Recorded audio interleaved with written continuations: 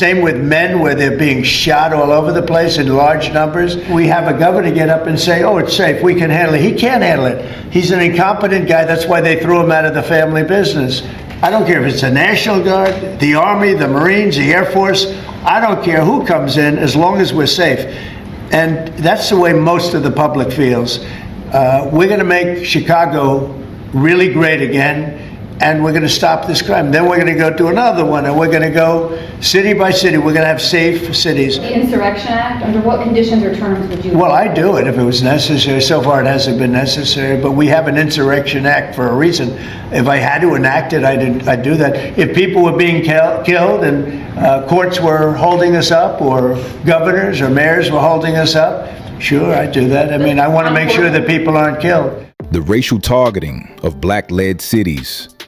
Trump's deployment strategy has not been random. DC, Chicago, New York, Baltimore, Los Angeles. These are not only cities where a majority of people did not vote for him, but they are also cities with large black populations and black leadership. The purported crime wave justification collapses under the smallest of scrutiny. Chicago homicides are down 30% this year, shootings down 36%, and overall violent crime down more than 20%. Yet, the city is still being painted as a symbol of urban lawlessness and decay. This mirrors historical racial narratives that construct black spaces as inherently dangerous. From the post-Reconstruction portrayal of newly emancipated black communities as violent and ungovernable, to the mid-20th century demonization of urban uprisings, to the super predator myth of the 1990s. The U.S. has repeatedly used crime as a coded proxy for blackness. Trump's words and actions fit squarely into this lineage, weaponizing fear of blackness to justify extraordinary measures of control.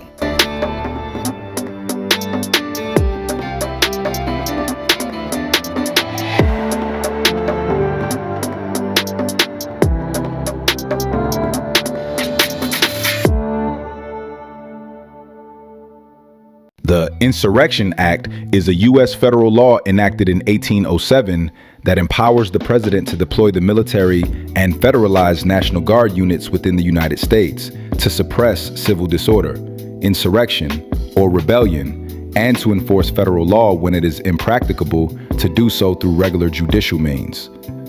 The act provides the president with emergency powers to use military force domestically when unlawful obstructions, rebellions, or combinations make it impossible to enforce U.S. law in any state by normal legal processes.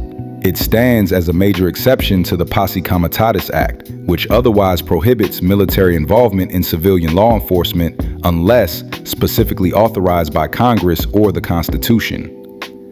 The act requires the president to issue a formal proclamation ordering those engaged in unrest to disperse before military force is used.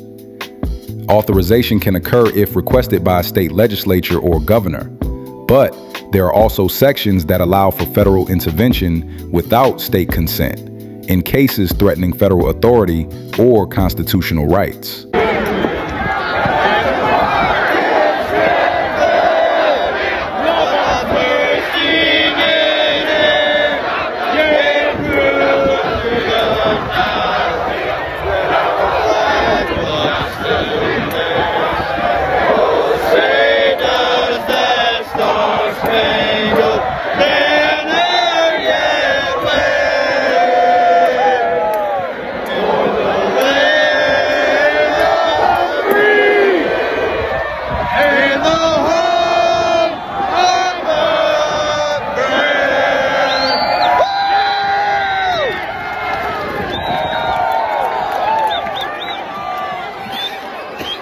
News overrepresents black folks as perpetrators, overrepresents white folks as victims. So the message that gets sent is they're dangerous, and specifically to you. They are not only bad people, they're going to hurt you. So therefore, we want to keep them on that side of town. We want to keep their children in those schools over there. We don't want to work around them. We don't want to live around them, et cetera, et cetera. So I think that message comes through loud and clear in the way that media represents people of color. You know, whenever we, thinking about Tamir Rice, the 12-year-old child that was shot in Cleveland by police, when that happened, What did they do? The first news story in Cleveland that made a big splash was about Tamir Rice's parents and the history of domestic abuse and criminality among his parents, not about the cop that killed him. We talk worse about black victims than we do white killers. What did we say about Ted Bundy? Oh, he was so smart and he was so quiet and he always seemed so nice. Every time one of these white boys goes and shoots up a school, what do we say? We had no idea he was going to do this. So we talk better. We have more sympathy for white folks who commit mass murder, bury bodies under the house, cook them up in a soup pot and eat them,